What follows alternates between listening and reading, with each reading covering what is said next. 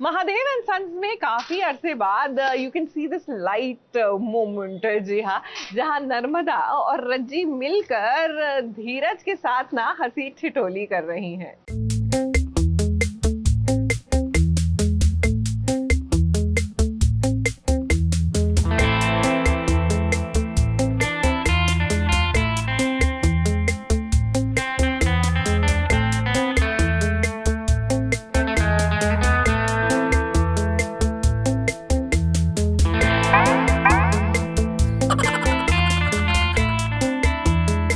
देवरानी जेठानी में साठगांठ होना अच्छी बात है, लेकिन जेठानी जी क्या अपने प्यारे देवर से यूं उठक बैठक कराना सही है?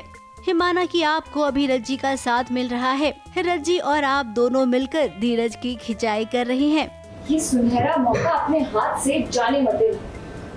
अरे हम तो कहते हैं कि 4 घंटा लगाइए अपनी तरफ से और लगे हाथ 2 घंटा हमारी तरफ से। जगन जी,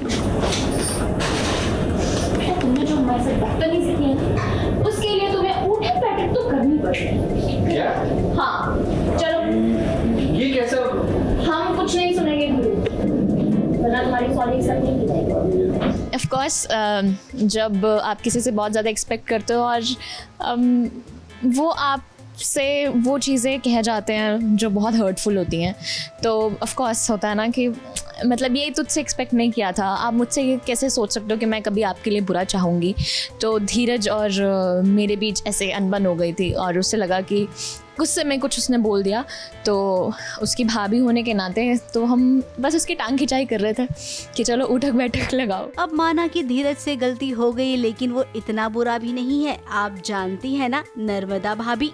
अब देखिए धीरज अपनी भाभी को मनाने आया है कि भाभी मैंने गुस्से में कह दिया था जो कह दिया था, मेरा ऐसा वैसा कोई मतलब नहीं था, मुझे माफ कर दो। अब देवर भाभी की बातचीत चल ही रही थी कि इतने में रज्जी की एंट्री हो गई। अब रज्जी को लगा कि इस मौके का फायदा उठाना चाहिए। फिर क्या, नर्मदा और रज्जी दोनों ही मिल गयी।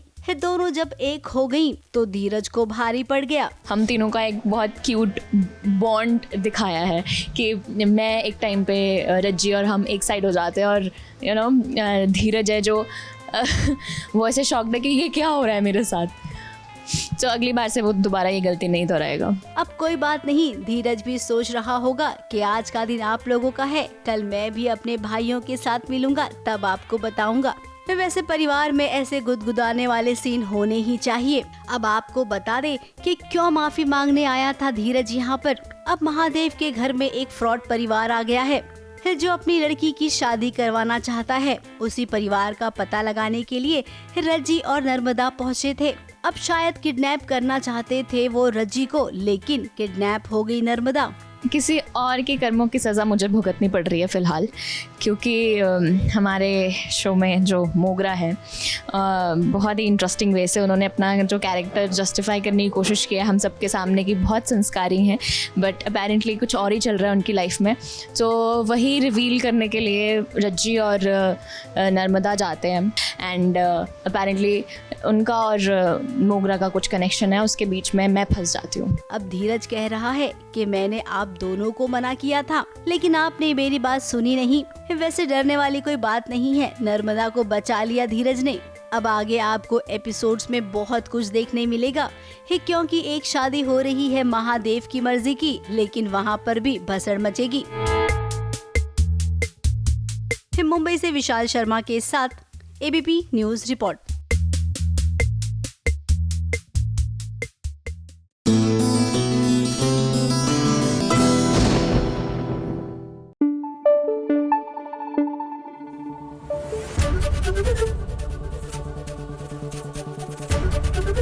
एबीपी न्यूज आपको रखे आगे।